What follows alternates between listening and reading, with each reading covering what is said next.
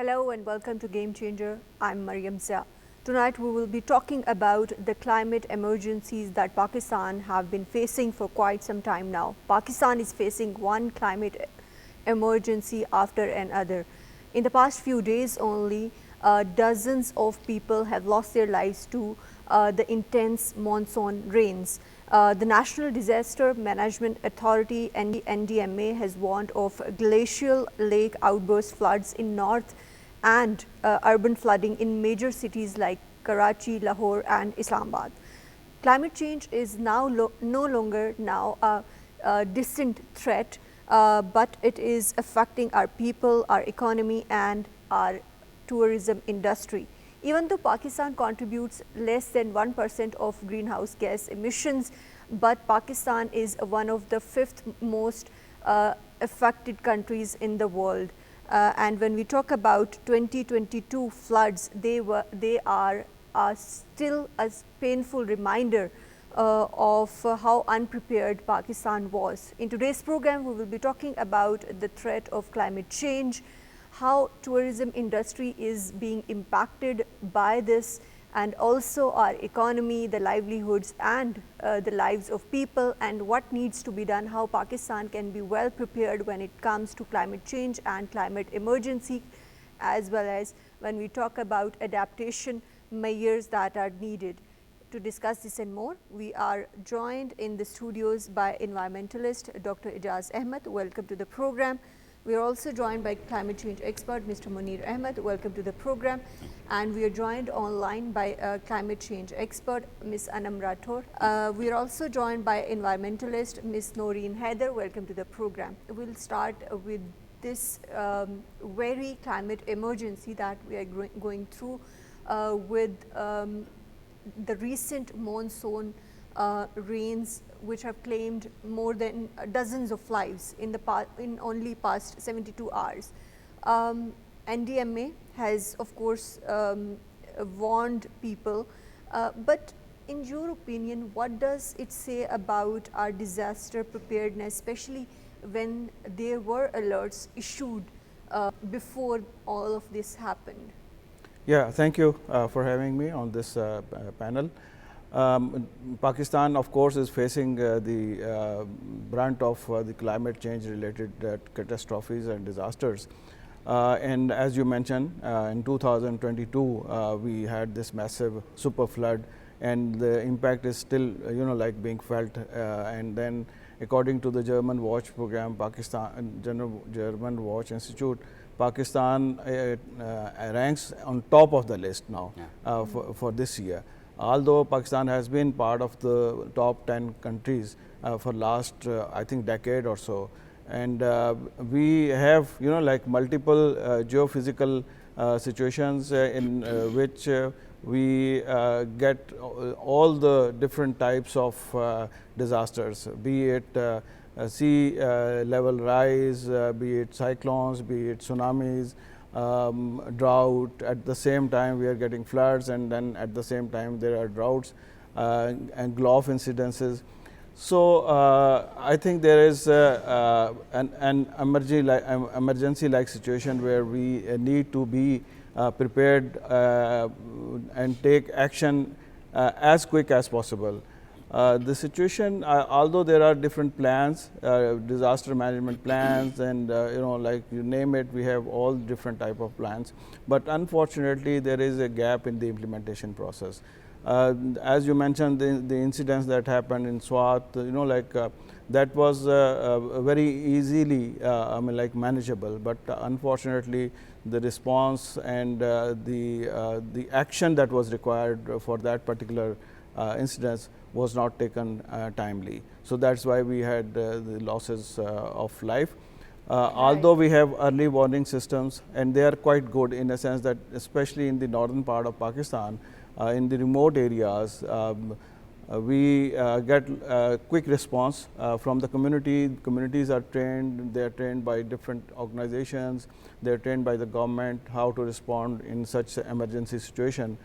But I think the issue lies with the tourists. Right. Of course, we will be talking about the tourism and preparedness and alerts that should be given to tourists.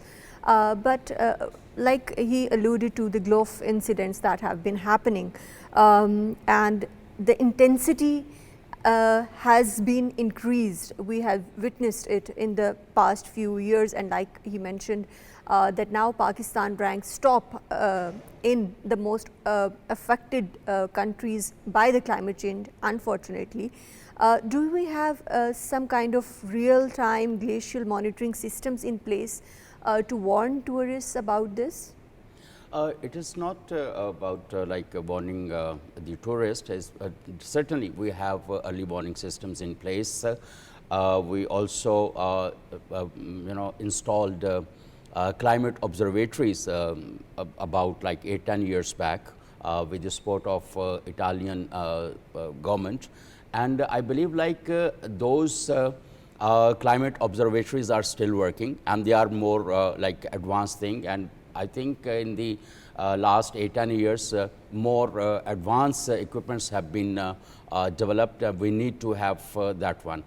What lies with the Gulf phenomena, we now, the recent researchers say that we have more than 7,000 glaciers. It has increased from 3,000 to maybe like and the vulnerable lakes, they have also increased. So with the and what is the reason with the high behind temperature, high temperature, because infrastructure yeah, also remains an important factor in this. And in our previous program, in discussions with you, time and again mentioned about the infrastructure, the way the cities are developed, especially in these disaster-prone areas, that needs to be changed. Of course, certainly we have like very malpractices as far as we say like tourism infrastructure development, and also like the housing structures that we are developing in our northern areas. The local climate also contribute to the glacial lake outbursts, because if we like change the land use of the local areas, it also, and we are also destroying the local habitats, the natural habitats, and that if we disturb a local habitat, it disturb the entire ecosystem, and it contributes to like increase the glacial outbursts. And secondly, we have no mechanism to combat the phenomena, and even I believe the early warning systems are not that I should say efficient, yeah, that the information reaches. For example, as we say the recent Swat incident, they said like the flood generated 1 hour ago, and it was ample time to communicate to entire belt about that flood. But unfortunately, if there had been any efficient early warning system, it could, the entire community, right, the hoteliers, right, and this that river belt has been, and the second phenomena, I doubt the disaster response agencies, they have ample capacity to respond it, because like when the 1122 reaches over there, they said like they don't have any equipment to help them out. So first of all, how they entered over there, and even if it is there is no water, but it is the river area, and like it is the pathway of the water flow. So they, who will stop them to violate such kind of things? That remains an important factor. And third factor is the encroachments. How anyone can encroach the land that is not to be used, and that is vulnerable to such kind of disasters. And it means like it is the failure of the governors. Also, one, the increasing danger because of not only the climate impact, because of the local land use. Right. The second, I'll be circling yeah. back to the point of governance Yeah. failure, and also like you mentioned about the unfortunate incident that happened in Sawat and in other areas as well. There is this unfortunate tendency in our population, unfortunately, that even if the warning is issued, they just go there out of curiosity, like we are witnessing right now in Karachi, that there is warning issued in the sea view areas, but still people are going. So that remains an important factor, and I'll circle back to that point later in the program. But Noreen, when we talk about all these factors, I want your take on the global responsibility. We will be coming to the national aspect of it, but Pakistan, like we earlier discussed, despite contributing less than 1% of global greenhouse emissions, Pakistan now ranks at the top of the most affected countries by the climate change. So how does and what does it says about global responsibility, and how can Pakistan leverage this vulnerability, this dual standards of the global south to benefit and to have those capacity building finances that are needed at this point in time? Okay, thank you for inviting me, for sharing my views on this very important topic. But before we go to the global responsibilities and Pakistan's need to have more access and to funding for managing its capabilities or enhancing and improving its capabilities, I would like to just mention two factors before I start with this. The first of all, both of our panelists have mentioned several times the word fortunate or unfortunate. I'm very sorry to say that fortune has nothing to do with it. And unfortunate is a word that is used if it is beyond the capabilities of the government or the government institutions. And it is a natural calamity. But what we are seeing is not a natural calamity which is causing the death of the people. This is the gross negligence. This is the gross mismanagement, and it is the height of non-seriousness from the government of Khyber Pakhtunkhwa, and especially the government of Swat, the district administration of Swat, the DCs and ACs of Swat, who have come to the television screens after the tragic incident at Swat, and they have sounded so nonchalant, so non-serious, that they said that we had issued a directive, a advisory to the different districts or to the different functionaries at district level, and that's about it. They were not bothered that Right. at this time. Right. That is a gross negligence at the part of the government. I'll be coming back to you, but Ms. Anam, when we talk about these global emissions, and I want your specific opinion on tourism sector, with global emissions from tourism alone forecast to increase by 25% between 2016 and 2030. What moral and policy responsibility do international travelers and tourism industry hold in supporting climate vulnerable nations like Pakistan? Assalamu alaikum. And firstly, thank you for inviting me to the show. And I've been hearing the discussion, the ongoing discussion, and I think again we are putting the responsibility and the blame on citizens, that it is their responsibility, where I think it is the responsibility of the governance system. I think it's the responsibility of the tourism board. I think it's the responsibility of uh, the people running these hotels, the people who are making profit. Because when a tourist goes to a place, you know I think there should be a system where they're told what to do, what not to do, leave nothing behind, make it as eco-friendly as possible. But the people profiting off of this, it is their responsibility to ensure that the measures are there, that nothing like this happens, that 17 people from one family do not, see each other being swept away by the rushing flood water. I think we should not put the blame on people. It is again a systematic issue that this keeps on happening every year. I think in 2022 we saw there were some cousins, brothers, cousins, people, men from the same family, young men from the same family There are a stranded. lot of you're rightly pointing out that of course there are a lot of unfortunate incidents, but I want to take on the role of international travelers and these tourism agencies, and I'm referring to the recent wedding of Jeff Bezos as well.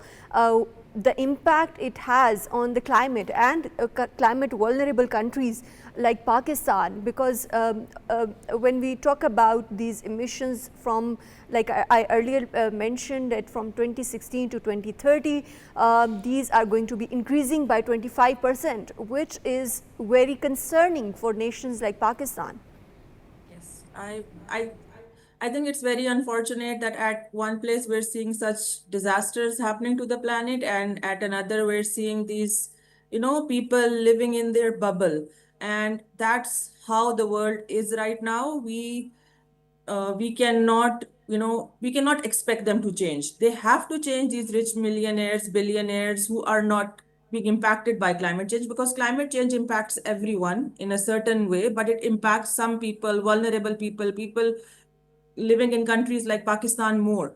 So I think it's really important that we stop looking at people who only have the capitalist agenda in mind and who only want their life to get better to come with solutions, or to think better, or to think about people from Pakistan or people from other vulnerable communities who are being impacted. We have to look at ourselves, we have to look at our governance system, we have to look at how we can make Pakistan more resilient, more adaptive, because unfortunately, I think has been mentioned before, that we produce like less than 1% of CO2 emissions.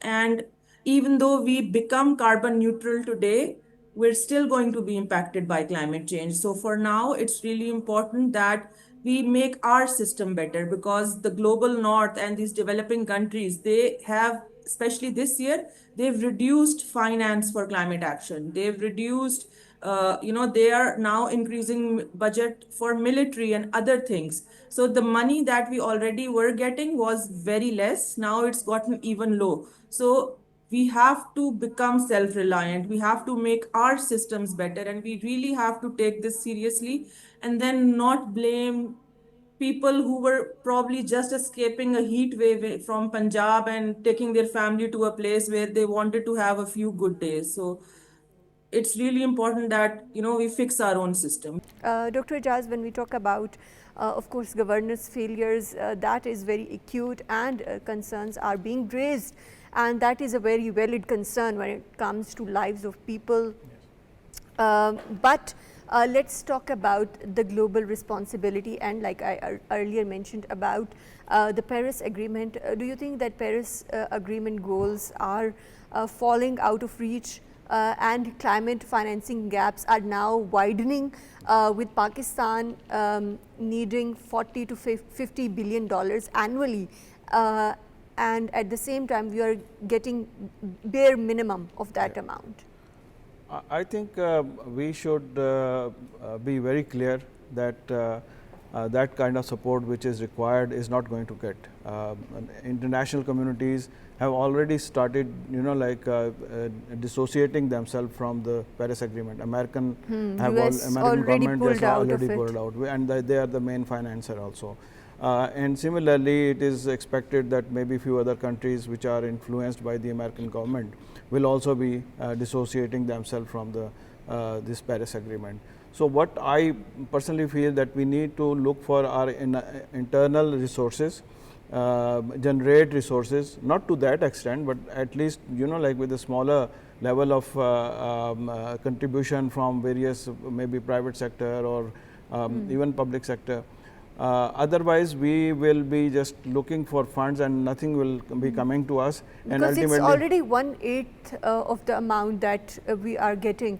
But Dr. Ijaz, like you are mentioning about that we need to be getting our own house in order. local resource. Of course, local resources, we have to generate that. What kind of roadmap is in your mind for that, especially because when it comes to Pakistan, time and again we are told that Pakistan needs climate adaptation more than anything else. I think it is also very important that we go for bilateral partnership, like Chinese have actually developed technologies, have practiced various interventions to mitigate climate change impact, especially when it comes to the water, the water reservoir and technology. So we need to look for technology, we need to look for technology transfer, we need to build the capacity of our human resource. Unless we don't do that, we will be looking for like outside support. There are many ways, for example, electric vehicles. I think we all know whether it's an issue related to smog or whether it is related to emissions. The major contribution comes from the transport sector, and transport sector is a sector which is operational throughout the year, and it creates a lot of these greenhouse gases. So ultimately, I mean, like there was study done for Punjab, for Lahore especially, 80% plus emissions come from transport sector when there was this issue related to smog. So if we actually manage that, I mean, managing means the improvement of fuel quality, Reducing our carbon footprint. That is in our control. We don't need external funding for that. Right. So if we start doing those kind of like small steps, ultimately it will have impact also. And then the global community will also see that okay, they are serious about their issues, and then maybe they will come up with certain better options, including funding as well. So I feel that we need to stress on the local solutions, Right. and Right, we then need build to on stress that. on the local solutions. But Dr. Ijaz, you also mentioned this very important point of bilateral ties and pushing for regional alliances as well. Right, yeah. How do you think Pakistan should be pushing more for especially alliances with the global south to ask for or to get those funds that were earlier promised in loss and damage fund at different COP summits? Yeah, I think it's a matter of lobbying, and it's mostly these are this is based on the international politics. So we need to look for our allies and how we can use those allies in our favor. And there are many countries which have developed good technologies, and we can associate ourselves with them and come up with certain solutions which are local solutions. I think the politics of climate change is something which we need to understand. The whole scenario related to US investing on those, and Pakistan was leading the group 70 also. So using them as a channel for not only for our country but also for the global south, I think that is very important. Otherwise, not many people are going to listen to maybe to what we are saying, because they have their own political agendas, unfortunately. Right. Of course, politics also comes into play when it comes to climate change. But Mr. Munir, I want your take on impacts on tourism. And when we talk about globally, tourism contributes around 10% to global emissions, with nearly half of all transport emissions linked to it, which Dr. Ijaz also alluded to. In Pakistani context, how do we strike a balance between reviving tourism and promoting climate resilience infrastructure in vulnerable zones, especially like Hunza, Swat and Skardu? Most of the tourism is certainly in the northern areas. And because of the increase of domestic tourism, the land use have been changed. Most of the destruction that is done, that is by the loss of the green cover in those areas. Trees are cut, resorts are built, hotels are built, and the most impact, I believe, is the waste generated through tourism.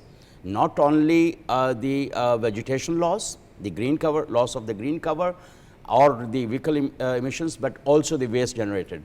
At this moment, I believe the biggest menace that we have is the waste. And though we have globally recognized solutions, but it is not implemented in Pakistan. Even we are unable to segregate this waste at source. And if it is segregated, all type of waste can be reused or recycled in many ways. It means like if these solutions are taken up, we can go for a zero waste.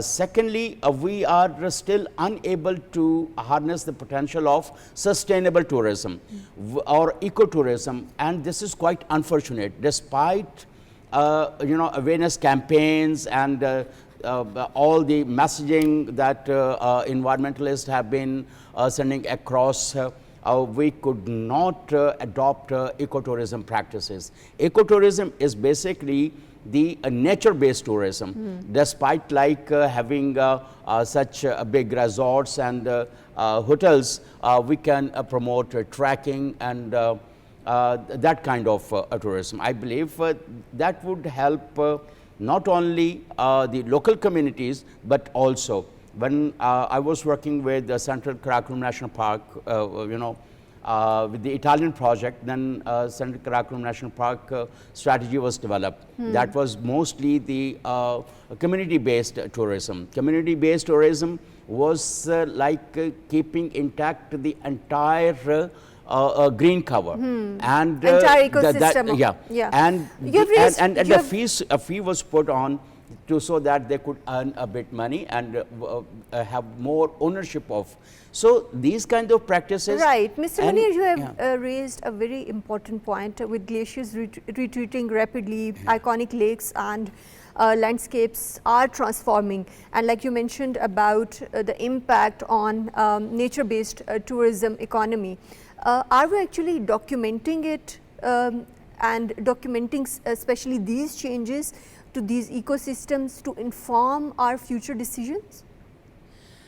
I don't think like we have that much documentation about what has been happening all around. But we are seeing the impact. Whenever we see the impact, we start, shouting some slogans, take like cosmetic measures. But unfortunately, these tourist places have no rational and logical measures taken over there.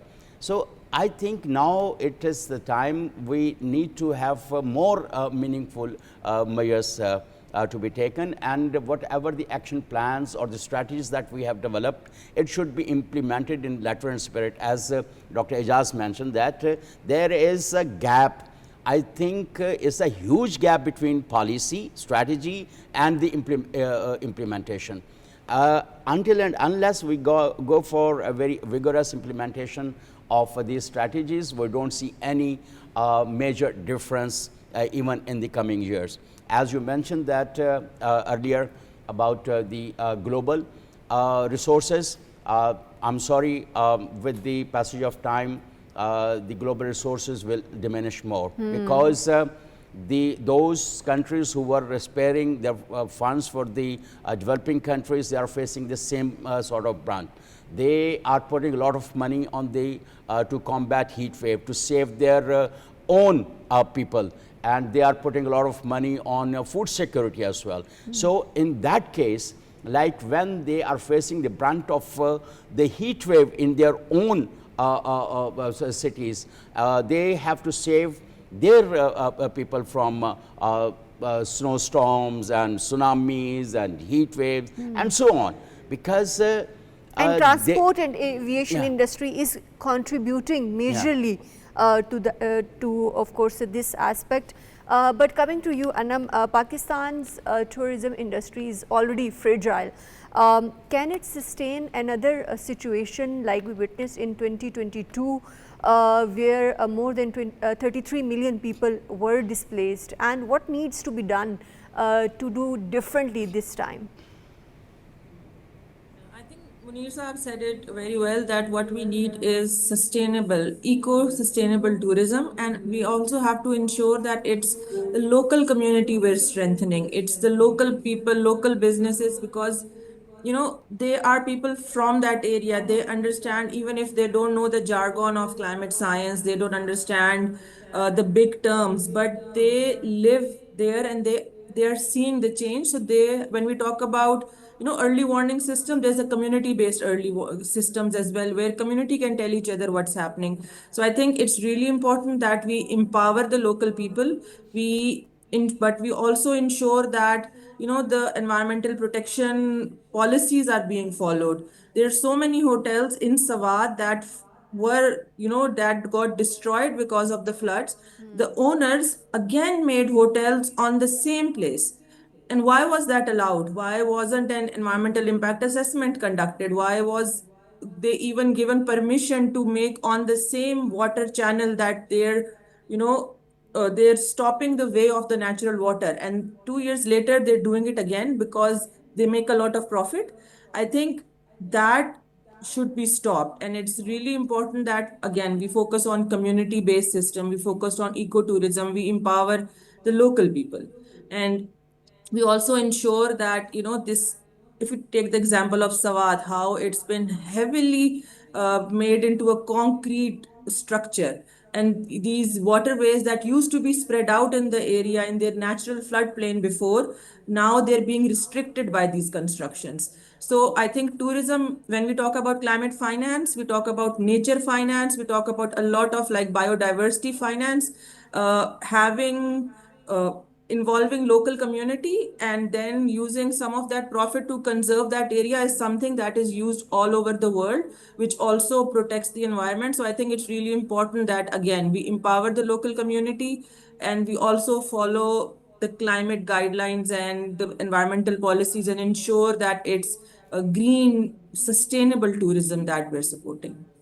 Right, right. Sustainability remains an important factor when it comes to this. Noreen, when we talk about Pakistan, of course, with nearly half of Pakistan's agriculture at risk by 2050 due to these heat waves and erratic rainfalls, what secondary impacts will it have on rural tourism, in your opinion, and food security, especially for locals as well as for tourists?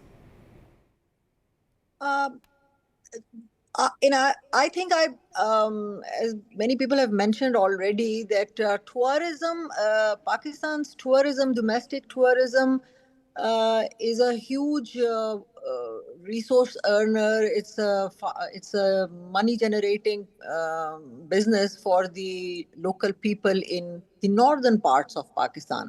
But tourism only flourishes if it is safe. First of all, if it is safe, it is safe for the families. It is the people can come with the assurance that they are coming to a place where their families and their children will be safe. Now it is we have been hearing many tragedies. We have been hearing of reports of many tragedies in the past years, but this year even the monsoon season has not initiated to its fullest yet, and we have seen so many tragedies, including the most tragic incident in Swat in Fazaghat area. Now, the last speaker that was talking about empowering the local people and awareness raising among the local people. Now, these people have been living along the Swat River for centuries. I mean, these hotel owners, most of these hotel owners have been doing business here for 50, 60, 70 years, and they know very well, they know perfectly well that the flash floods can cause a devastating impact on the surrounding areas within seconds. And yet those hotel owners where the tourists were staying, they did not mention it to the people who had come from Punjab and had no idea that this could happen in within a period of seconds or mostly minutes.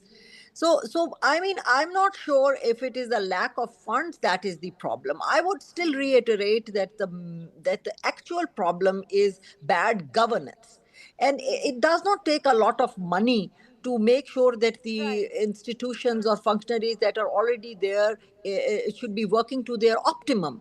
All Right, and Pakistan Noreen, says and that all raises the question. Of precautionary measures and what needs to be done. Do you think our local forces, especially when we talk about the local staff, the hotels, the guides, the transporters, they are prepared enough? Because, like you mentioned, it does not take much to educate them actually when it comes to disaster response and climate awareness, so that we can protect both tourists and locals.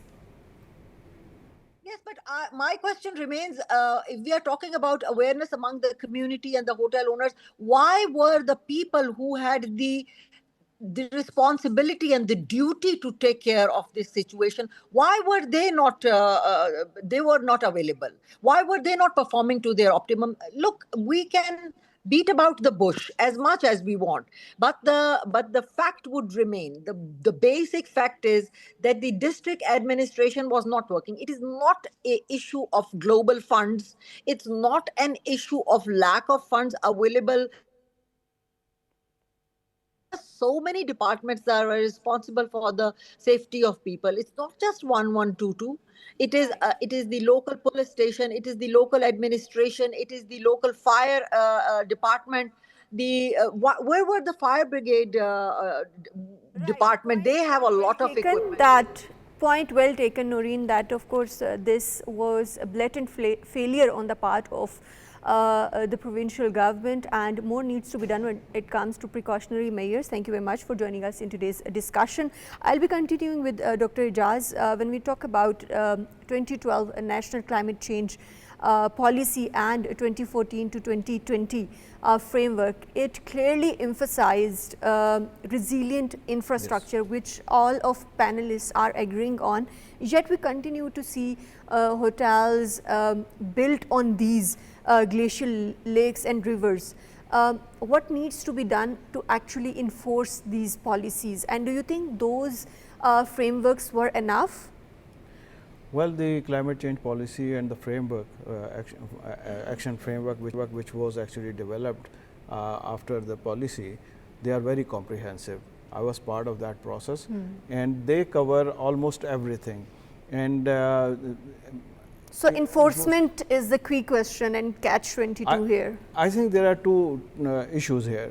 One is related to enforcement. The other one is believing that this is a comprehensive policy, because I think majority of the people who are involved in the implementation process, maybe they don't have even idea about the climate change policy, or even if they have idea, they don't know what is inside this policy, because it covers each and every aspect related to climate change, related to disaster, related to agriculture, urban development, gender, you name it, communication, awareness, early warning systems. It has like a lot of information, and then the action plan which was required was also developed.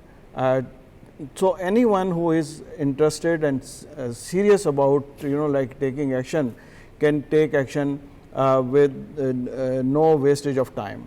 So ultimately, I think problem is the willingness to accept that this document is doable and develop so projects. At this point in time, do you think these are merely symbolic?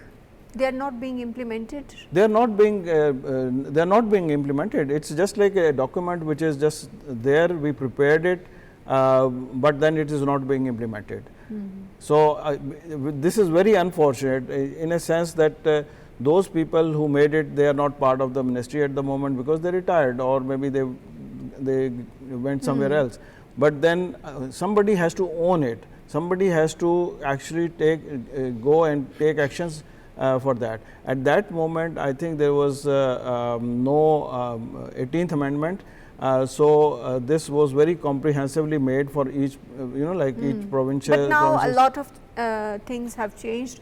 But institutional coordination remains an important factor. Yes, it is an important factor in a sense that, like when there is a disaster, it is not matter related to a province or a district.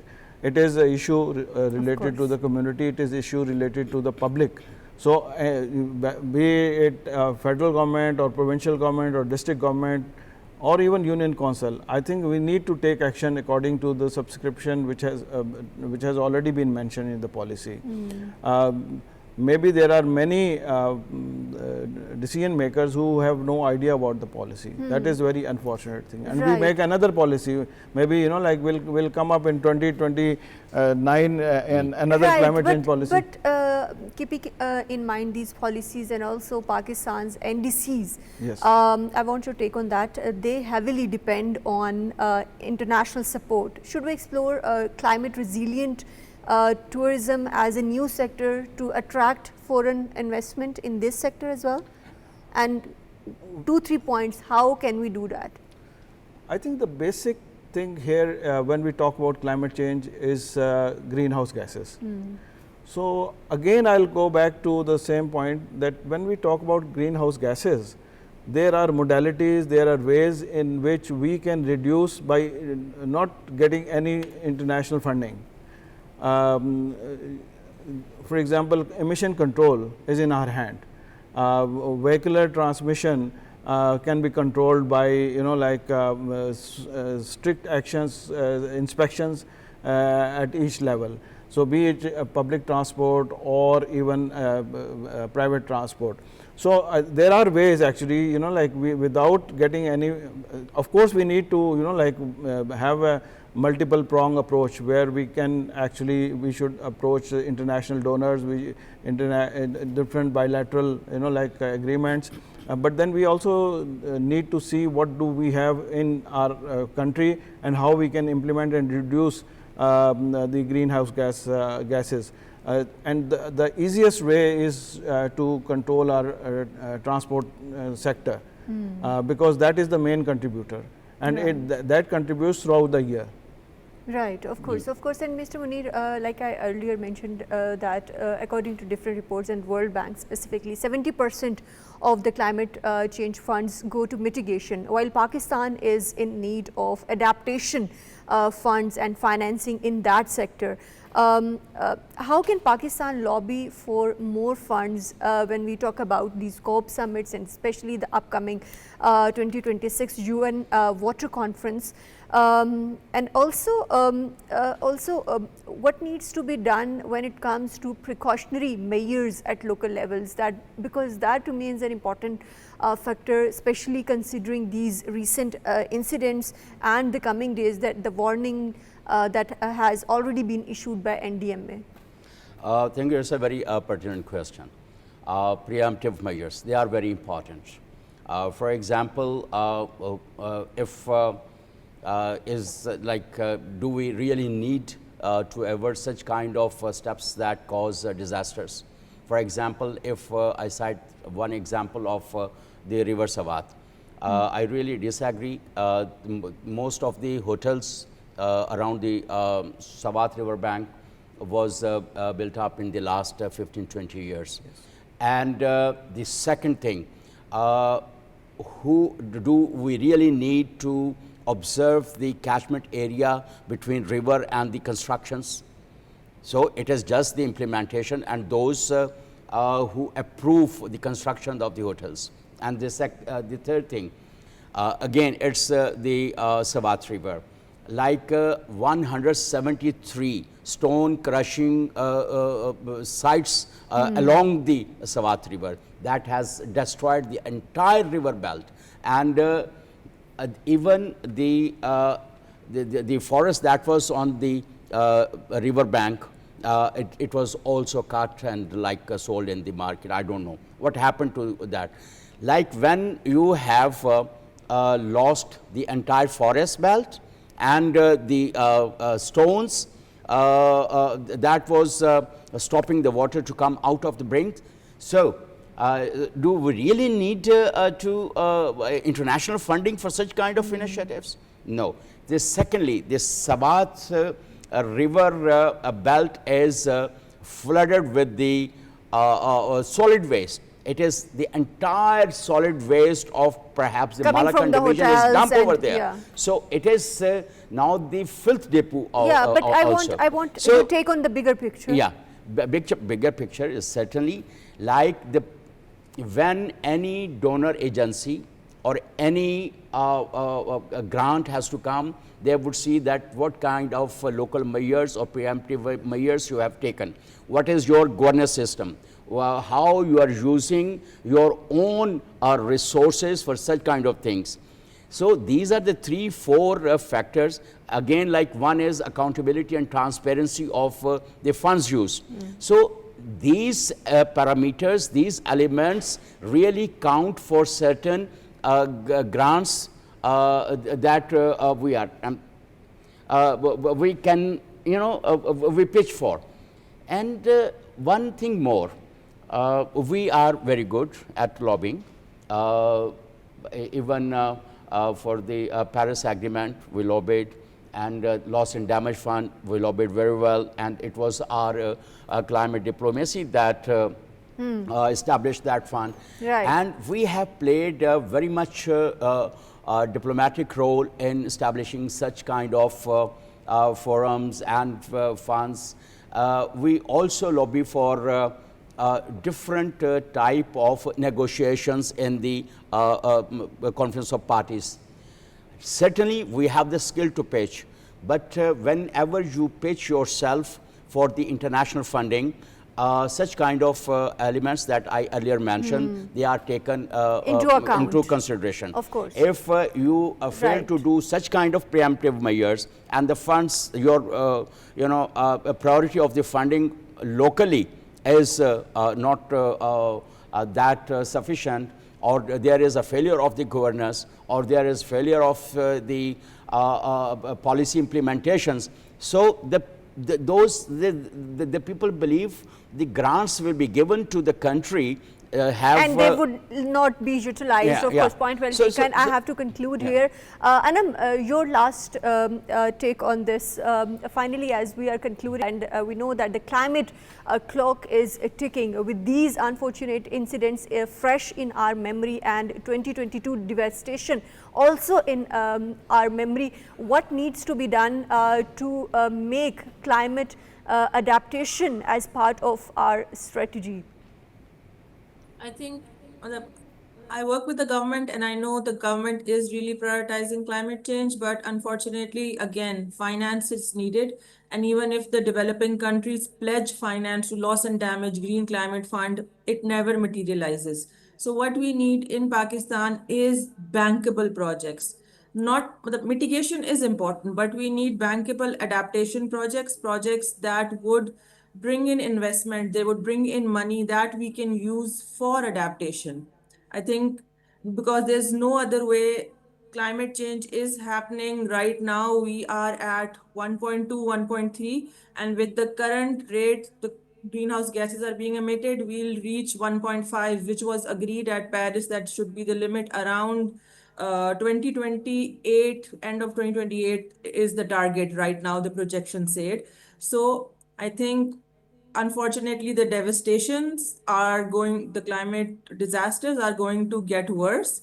So we really need to adapt, and the only way to do it is with developing bankable climate adaptation and resilience projects, and also ensuring that the community is empowered. Right. Thank you very much, Ms. Anam Rathore, for joining us in today's program. Thank you very much, Dr. Ijaz Ahmed, for joining us in today's discussion. Thank you very much, Mr. Munir Ahmed, for joining us in today's program and for your valuable input. That's all from Game Changer tonight. Take care. Allah Hafiz.